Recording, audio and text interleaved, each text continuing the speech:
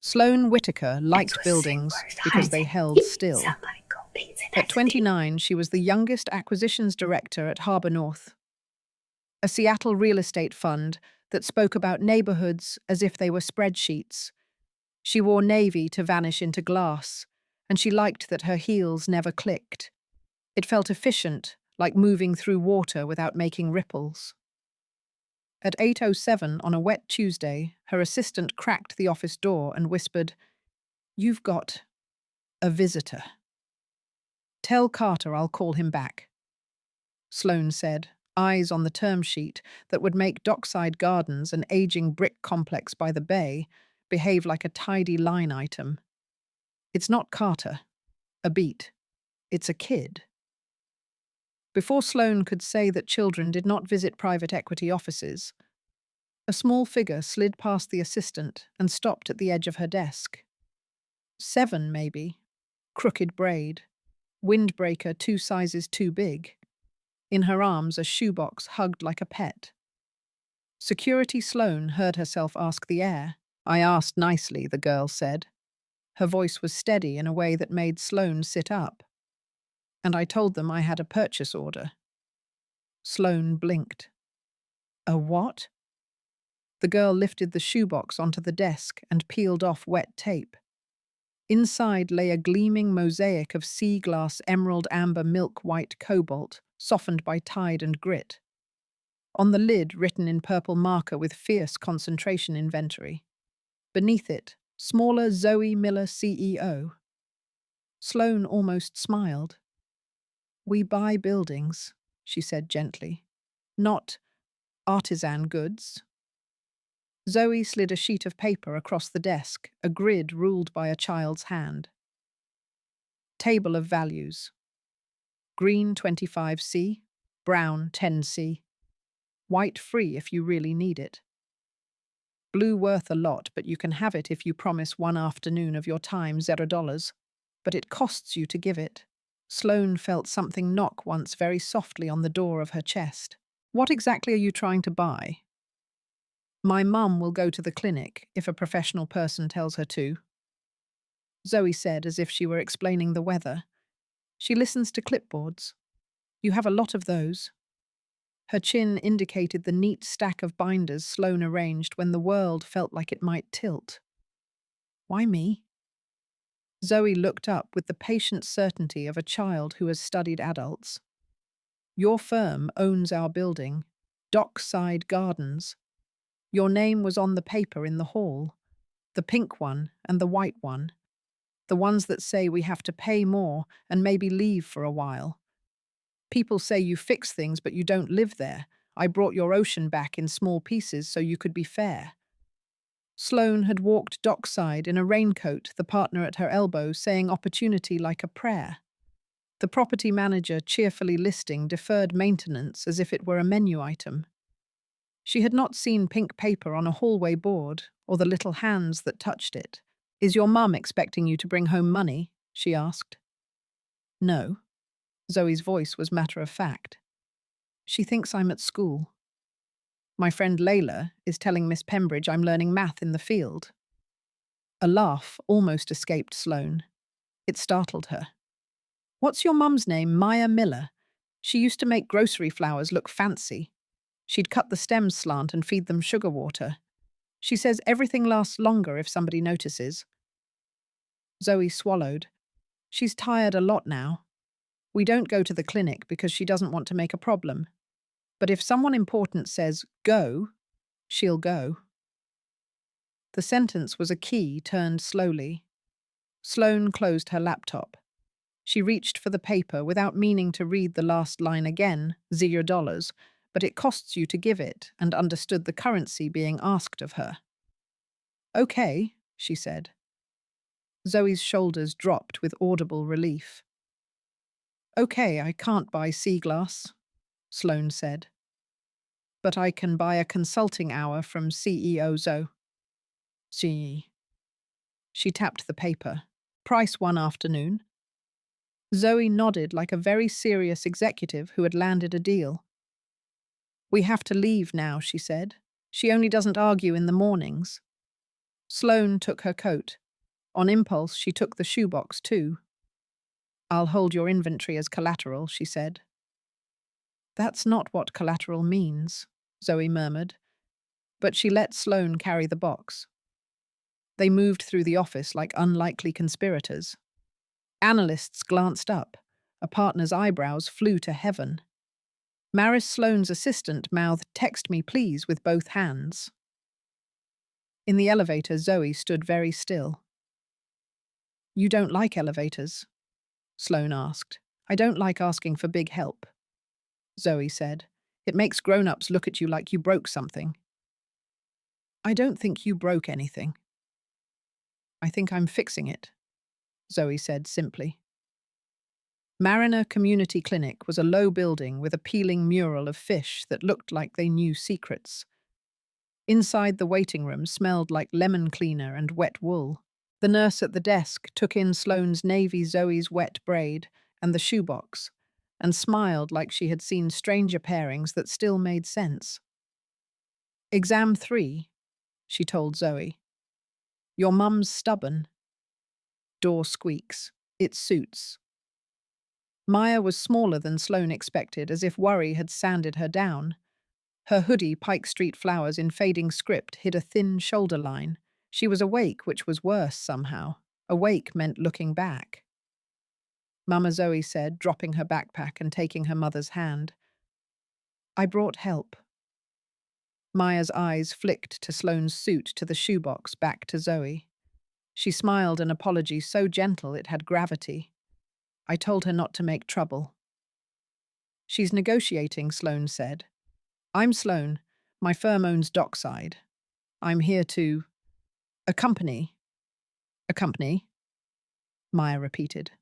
"That's a music word." "I can't play," Sloane said, "but I can keep time."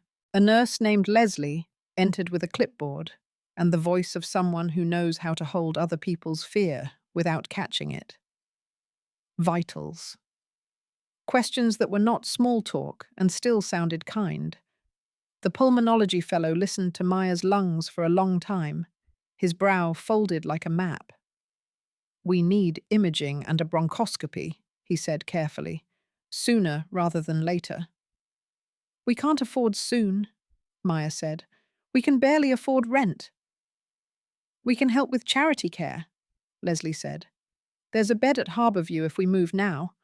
We'll work the forms while you breathe." Maya's jaw set. "Help comes with debts you can't measure in dollars," she said softly. Sloane felt the line land like a nail tapped into her ribs. She thought of the last item on Zoe's table of values. She thought of pink paper in a hallway she had never stood in after dark. "I owe your daughter an afternoon," she said. "Let me spend it buying you time." Maya studied her as if checking for seams. She nodded once, not surrendering choosing. By noon, a transport was arranged, a physician called ahead, and social work was braced to wrestle with insurance while calling it something polite. Sloane called her driver and told him he was part of a mission. Raj said okay in a tone that meant of course. They rode to Harborview with Zoe's small hand anchored in both of theirs, the shoebox on Sloane's knees like a temporary heart. In the new room, grey light found the sea glass on the sill and turned it into a quiet cathedral. Sloane placed one cobalt shard near the oxygen monitor as if she could tint the beeps blue. Zoe fell asleep sitting up, head tilted toward her mother like a compass needle. Sloane texted her assistant, "Reschedule everything. Dockside, Harborview, me." Maris replied with 3 exclamation points, "And Carter wants you now." Red Level Sloane stepped into the hall and called. "I'm at the hospital," she said. "We have a lender's lunch and council optics," Carter said, half scold, half panic. "Finance wants to post the capital plan and notice temporary relocations at Dockside by end of quarter. Incentive dollars evaporate if we don't demo the boiler room." "You can phase it," Sloane said. "We can't," he said. "And there's a non-payment file on a Maya M in 3B. Bad optics if the council digs. It's not non-payment, Sloane said. It's math that forgets people breathe. Silence. Then, you're getting sentimental. Get back here. I will after I sign a letter verifying Ms. Miller's tenancy for medical continuity and putting a 90-day pause on relocations while I review the plan. You won't. I werd sell, Sloane said, and hung up before her courage checked the clock. She drafted the letter on her phone and had Maris print it. She signed with a calm hand that surprised her. She did not know yet how to pay for what the signature cost. She knew only that it was not optional. The next morning she took Zoe to school because a 7-year-old needs fractions even when a mother needs air. The school was brick and earnest. The teacher, Miss Pembridge, had hair escaping a bun and eyes that did not miss anything worth catching. Economics in the field, Sloane offered by way of excuse. I'm with her today. Miss Pembridge looked at the card Sloane handed over, then at the way Zoe's fingers had twined in Sloane's. You can sit in Friday, she said. We have a thing called Tell the Truth Like It's Not Scary. I might, Sloane said, and meant it. By late afternoon, Sloane was standing in Dockside's courtyard under cafe lights she had bought because a flickering bulb felt like an insult. She had taped a notice to the laundry shed. No relocations for 90 days. Review in progress meeting every Tuesday, 6 p.m. Cess. Whitaker. Neighbours filled the folding chairs, mums with babies on hips. A night shift nurse. A grandma with a gaze that could bend nails, 2 men arguing about the Mariners with the affection of a long marriage. We won't raise rents during the pause, Sloane said into a cheap microphone. We're building a phased plan. Tell me what is broken now. A hand shot up. The dryer eats quarters, and socks, a man declared to weary laughter. Laundry light, someone else said. It stutters. Clap twice, Mrs. Nguyen called from the back. It listens. They clapped. The light steadied, as if obeying was a habit it had fallen out of. Sloane felt the room loosen. Then a city inspector in an orange windbreaker stepped into the circle. We've been monitoring carbon monoxide in Building C, he said. Levels jumped. Nobody sleeps there tonight. Silence. Then a baby's small sound that made Sloane's throat close. We'll place them with our vendor, the property manager blurted. Standard practice. Day sport by the interstate. They'll sign waivers. No waivers, Sloane said. We'll put families in a hotel near the hospital. Separate rooms. Pets okay. Rides, meals. She tapped her chest. I'll guarantee tonight personally. Lady. That's 5 figures, the contractor muttered when his crew arrived. It's less than a lawsuit and lighter than a coffin, Sloane said, and dialed the hotel manager she had once shaken hands with at a fundraiser. We have a carbon monoxide evacuation, she told him. I need 12 rooms on the same floor. Kitchenettes if possible. Pet-friendly. I'll pay now. By 10, a caravan of cars had shuttled families to the hotel. Raj had conjured a second driver and a third out of friendship. Miss Pembridge had produced 2 car seats like a magician. The night manager had found a coffee urn and a heart. A small girl carried a terrarium with a snail named Tractor. Sloane assured her Tractor counted as a gentleman. She moved room to room, labeling remotes and showing deadbolts the way a person does when she understands safety is not abstract. At 1 a.m., sitting on the hallway carpet holding a steamed bun, Mrs. Nguyen had produced from a bottomless bag. Sloane answered Carter's call. A $14,700 hotel hold just hit my approval queue, he said. I approved it, she said. Until the tenant fund exists.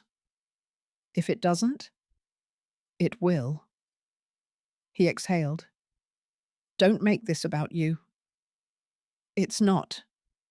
she said, and hung up because the little boy in 3C was finally asleep. Morning at Harbourview was a careful grey that made everything look possible if you spoke softly. Zoe had drawn 2 blue dots on their wrists. Stay spots, she called them. When the lights flicker, we clap, she instructed. In pre-op, the pulmonologist explained the bronchoscopy like a recipe. We'll look clear, sample help. Will she hurt Zoe? Asked. A little, he said. You're allowed to boss us around. I always am, Zoe said. While Maya slept, and the scope did its tender work, Sloane and Zoe made an inventory of waiting first 10 minutes for listening to names that weren't theirs without hating them, middle minutes for telling each other truths you don't want to tidy, last 5 minutes for a promise. Zoe promised to let Maya sing at bus stops when her breath came back. Sloane promised not to leave when the story got less flattering to her. The procedure went as planned. Oxygen numbers rose. Hope did not break anything delicate on its way in. Sloane texted updates and then at 2 stood at a council microphone because the story would be told with or without her. My name is Sloane Whitaker. Harbour North owns Dockside Gardens, she said, and a murmur ran through the room. We posted a 90-day pause because there's carbon monoxide in a building and because our plan would have scattered families. I signed the pause because I signed the plan. She showed the council a phased schedule and a tenant stabilization fund. Then she did the thing Maya had told her to do, the thing she could not take back. We will also explore a sale of Dockside to a community land trust at cost plus documented capital outlay, capped within 12 months. If not, I'll file our phased plan here every 2 weeks. But the first path is the one I'm asking you to prefer. The room did not clap. It exhaled. A reporter asked if she was angling for office. I'm going back to the hospital, she said. If you want a quote, we paused because people breathe.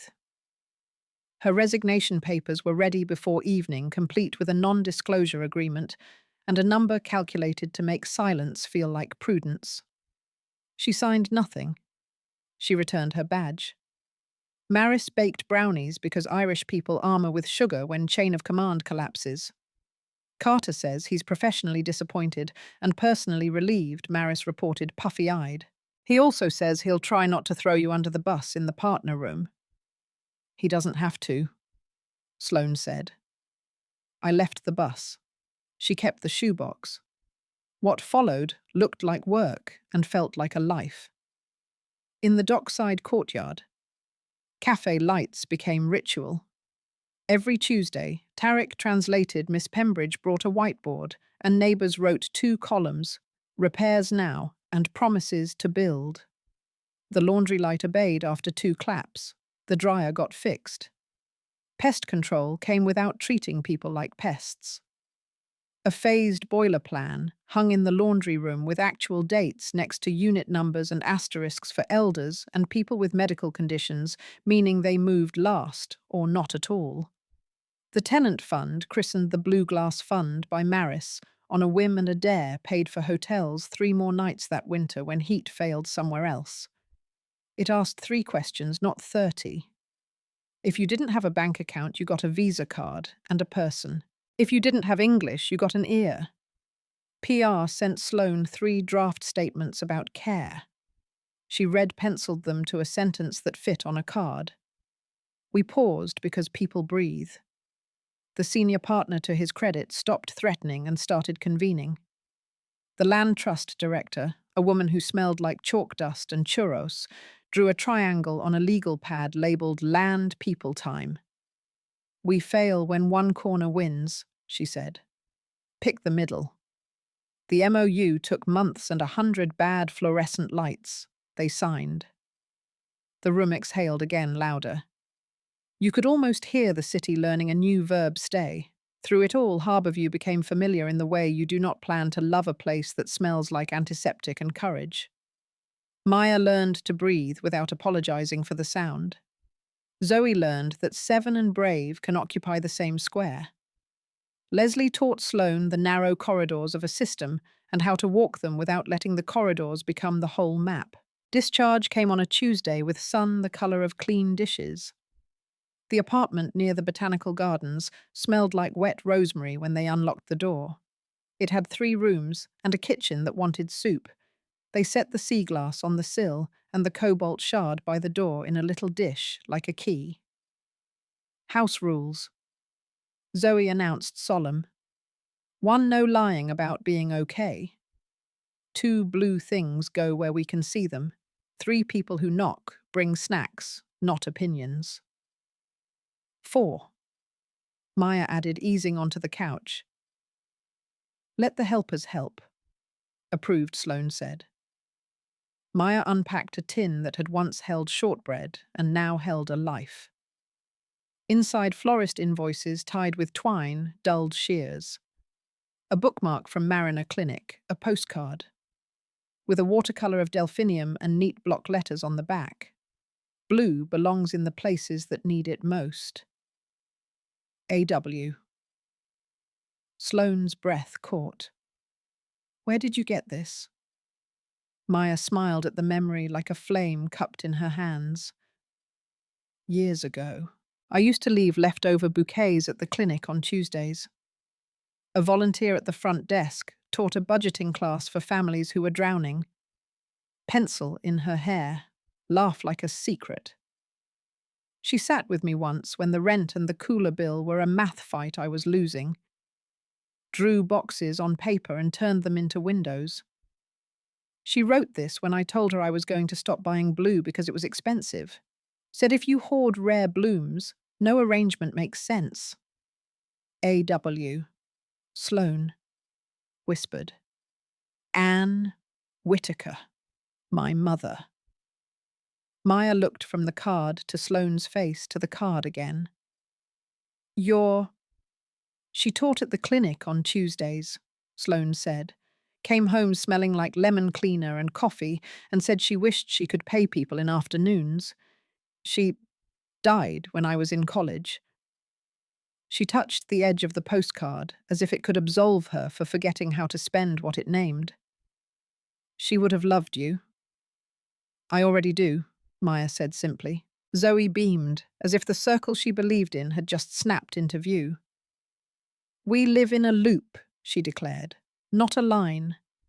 They built a small life with serious rituals. Maya's breathing exercises at the kitchen table while Zoe did homework that looked like ciphers.